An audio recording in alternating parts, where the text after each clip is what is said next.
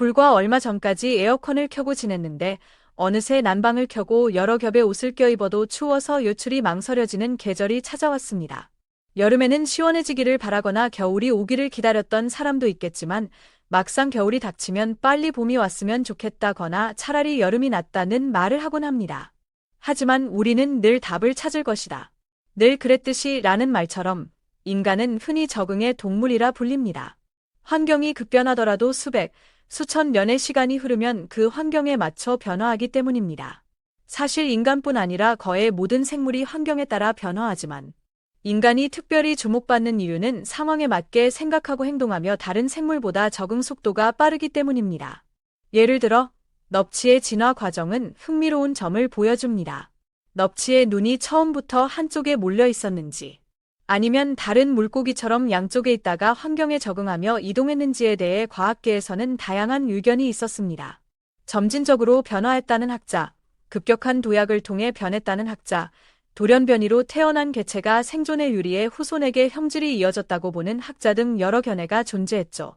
그러나 화석 연구를 통해 약 5천만 년 전 넙치의 조상격인 물고기는 눈이 한쪽으로 완전히 쏠리지 않고 중간쯤에 위치했다는 사실이 밝혀졌습니다. 이는 넙치가 해저 생활에 유리한 구조로 적응하기 위해 약 1억 년에 걸쳐 점진적으로 눈의 위치를 변화시켜 왔음을 시사합니다. 흥미로운 점은 오늘날 광어, 넙치, 의 새끼는 여전히 다른 물고기처럼 눈이 양쪽에 있지만 성장 과정에서 좌우대칭이던 눈이 한쪽으로 이동한다는 사실입니다. 결국 넙치가 현재의 모습을 갖추기까지 약 1억 년이라는 긴 시간이 걸린 셈입니다. 물론 넙치의 사례는 신체 구조 자체가 변화한 경우이므로 인간의 적응과는 다소 차이가 있을 수 있습니다. 하지만 인간 역시 수백, 수천 년이라는 비교적 짧은 시간 안에 환경에 맞춰 많은 변화를 이루어 왔기에 적응의 동물이라 불리는 것입니다. 이제 현대 한국 사회를 돌아보면 우리 한국인들 또한 현재의 생활 방식에 매우 익숙해져 있음을 알 수 있습니다. 한국에서는 너무나 당연하고 평범하게 여겨지는 것들이 외국인들에게는 놀라운 경험으로 다가오기도 합니다. 한 외국인이 한국에서 한 달간 생활하며 느낀 점을 글로벌 커뮤니티에 공유한 내용을 보면 이를 잘 알 수 있습니다. 한국에 온 지 얼마 되지 않았지만 이 나라의 효율성과 신속한 시스템, 그리고 인프라는 정말 경이롭습니다. 다른 어떤 나라에서도 이런 경험은 해보지 못했을 겁니다.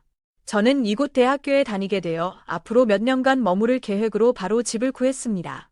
짐이 많지 않아 몸만 들어갈 수 있는 곳을 찾았는데 한국의 오피스텔은 세탁기, 냉장고, 전자레인지 등 기본 가전이 제공된다는 점이 매력적이었습니다. 그래서 가장 저렴한 곳으로 계약했죠. 다만 서울에서 집을 구하려는 분들께 조언하고 싶은 점이 있습니다. 차라리 아침에 30분에서 1시간 일찍 일어나고 저녁에 조금 늦게 귀가하더라도 서울 중심부에서 약간 떨어진 곳에 집을 구하는 것을 추천합니다. 저는 서울 시내 원룸 오피스텔을 월세 70만 원, 보증금 3천만 원에 구했는데 제가 특별히 비싼 곳을 고른 것 같지는 않습니다. 서울은 전반적으로 집값이 상당히 비싼 편인 듯합니다. 그래도 다행히 제가 원했던 기본 옵션은 모두 갖춰져 있어 큰 불만은 없습니다. 한국에서 가장 놀랐던 경험 중 하나는 이사 첫날 행정복지센터에 가서 전입 신고를 한 일입니다. 필요한 서류는 계약서 단 한 장뿐이었습니다. 이렇게 간단한 행정 처리가 가능하다는 것이 정말 신기했습니다. 또한 인터넷 설치를 위해 전화로 예약하니 바로 다음날 오전에 설치 기사님이 방문했습니다. 이런 신속한 처리 속도는 정말 놀라웠습니다. 한국의 관리비 시스템도 인상적이었습니다. 관리비에 전기 요금이 포함된다는 설명을 듣고 납부했는데 나중에 보니 난방비와 다른 공공요금까지 모두 포함된 금액이었습니다. 한국인들은 전기 요금이 비싸다고들 하지만 외국인인 제 입장에서는 이 정도 금액이 매우 저렴하게 느껴졌습니다. 다른 많은 나라에서는 이러한 공공 서비스가 민영화되어 있어 한국처럼 효율적으로 관리되지 않기 때문입니다.